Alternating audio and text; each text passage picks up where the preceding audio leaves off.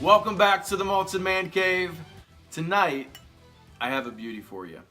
Tonight, I am going to be doing a whiskey from the best distillery in the world, and you guys all know of which I speak, and that is, of course, Springbank. And I'm going to be reviewing for you guys tonight Springbank 16 Local Barley. And again, this is courtesy of Mike from Mike and Billy's Whiskey Reviews, so thank you again, my friend. You are way too generous. So a little bit about the 16 Local Barley. It comes in at 54.3% ABV. It is non-colored and non-chill filtered the way all whiskey should be. A cool thing about the Local Barley series is that they are focusing on provenance. And as many of you guys know, provenance is where does the whiskey come from? What is the origins of this? How do we know it's authentic? What went into making this innate and beautiful whiskey that we have in our bottle? And I have to credit Springbank and Bruichladdich and a couple other distilleries who are really bringing about this movement of provenance. I think we also have to give Ralphie a shout out, as he's kind of, he calls himself a malt pest, always talking about non-chill filtering and not coloring and provenance as well. So I think we got to give him a shout out for that as well. But more importantly than that, we have to give a shout out to Springbank. So the cool thing about the Local Barley is that it's actually sourced. The barley is sourced from a local Campbelltown farm. And I believe the farm is known as Low Macramore Farm, that's in Southend, which is apparently a couple miles down the road from Springbank. The barley that they use is actually known as Prisma Spring Barley, which apparently is not used that much anymore. It is a very low yield barley, so it's not really cost effective. It's a lot like Golden Promise, where the yield just isn't very good, so they don't get a whole lot of bang for their buck. But whatever it is, it's delicious stuff. So one of the things I wanted to kind of talk about tonight is barley. I would say even the average aficionado and connoisseur really doesn't probably know a whole lot about barley. So I thought I'd take some time to read a little bit about barley and the different types, what distilleries are looking for when they're sourcing their barley. And I apologize, I'm going to be reading this. I have a job and I have 2 children under 3, so I did not have time to memorize this, so I'm going to read this off of my iPad.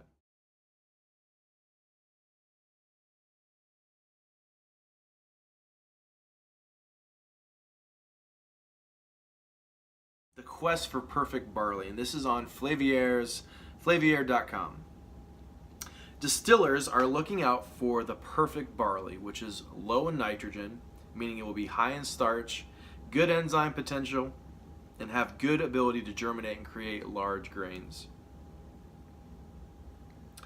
Those who malt barley, known as maltsters, look for grains arranged in 2 rows rather than 6, as this allows for more consistency. 2-row grains are also more likely to have more starch than protein, which is necessary for fermentation to take place. Most modern barley has a starch content of around 60 to 65%. Nitrogen is an indicator as to the protein levels in grains, so low nitrogen means low protein, which in turn means high starch, and that's the high starch is what they're looking for when they're trying to get the barley to germinate. And that's what turns, when they ferment it into sugars, and that's how we get the delicious free-make spirit that we're all looking for.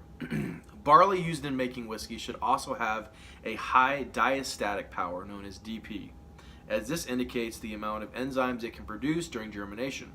This is important as enzymes are needed to create sugars from starch during germination, as I already mentioned. So just thought it was pretty interesting as I was doing some of my research on this. So this stuff is amazing. I don't want to ruin the review, but whatever it is, this Prisma barley is some amazing stuff. And this is the vanilla bomb of all vanilla bombs. Before I had this, I thought that the Bellini 15 single barrel, the one that is bourbon matured, just had some of the most amazing vanilla notes and just in your face, but this even tops that. So another cool thing about this is that you kind of have this smug satisfaction knowing that only 9,000 other people have had bottles of this. Now I'm sure there's more than 9,000 people because people share, people get small drinks by the dram, or people share and they have buddies over, so more than 9,000 people have had it, but there are only 9,000 bottles of this produced. Anything else I want to say about Springbank 16 local barley? This is, as I said, ex-bourbon, all ex-bourbon barrels. It does not say if they are all first fill, so if they really want to step up their Provenance game, they need to let us know. Because I looked everywhere and I couldn't find it. But this is so rich and so full of vanilla and just kind of caramel flavors, I have to assume that most of this is first fill. So, without further ado, and with no more blabbering, let's get into the whiskey.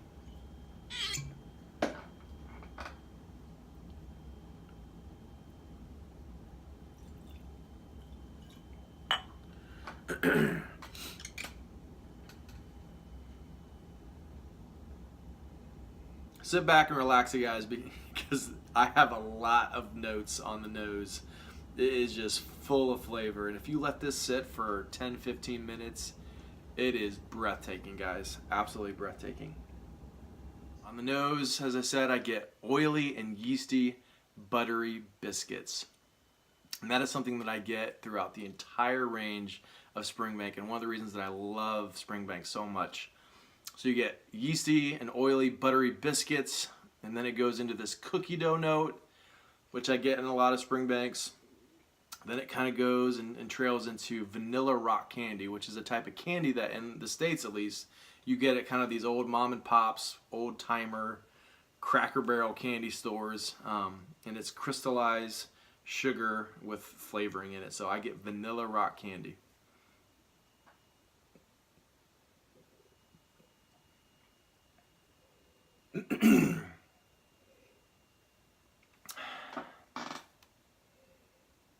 Little floral, buttercups and daisies.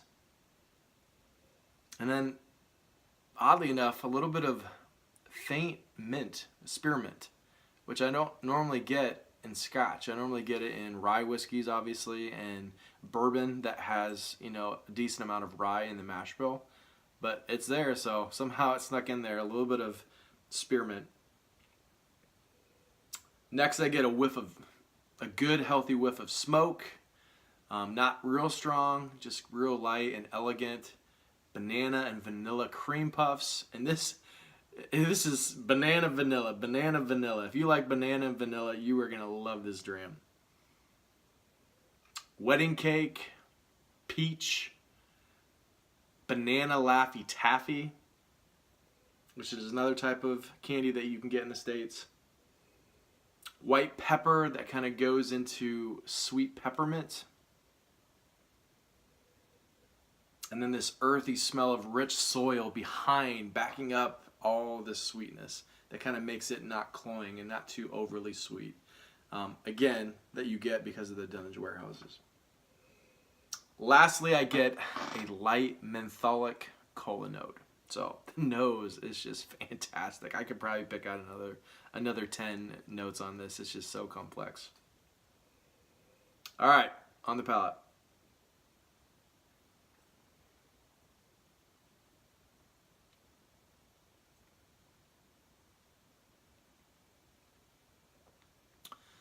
Again, buttery biscuits, vanilla cola, vanilla Laffy Taffy again, but this time it's like salted vanilla and banana Laffy Taffy. Intense white pepper, kind of drying on your mouth, but not too drying. And white pepper and white oak.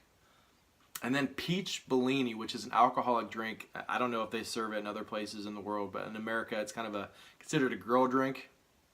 But I am an equal opportunity employer.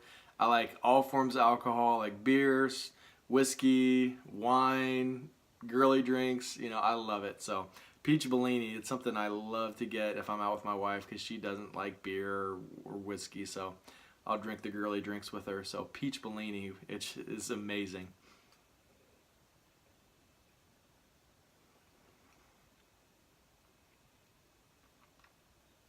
Demerara sugar, white chocolate wedding cake, and lastly you get this hint of salt, mineral water, like limestone, just real a minerality to it it's very pleasant actually.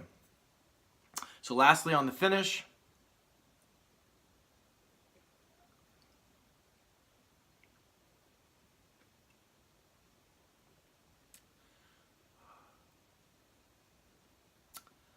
It's a real kind of drying white pepper. Again, you get that delicious vanilla, but it's spicy white pepper and oak. Vanilla, you get that mineral water, saltiness, peach, and that wedding cake, white chocolate wedding cake. It's amazing stuff. It's a long finish. It stays with you for a while. Guys, this is an amazing whiskey. It's going to be hard to find, and if you do find it, it's probably going to be pretty expensive, but it is worth every penny. Go out and find you some of this if you can for a reasonable price. Thank you, as always, for watching. Leave a comment. I love interacting with you guys. That's why I do this. Other than just enjoying delicious whiskey, I love the whiskey fabric and just, getting to know you guys and talking about whiskey, learning stuff from you. Hopefully you guys can glean some information from me. So thank you guys. Like, subscribe. Appreciate you guys taking the time to watch. Let's launch it.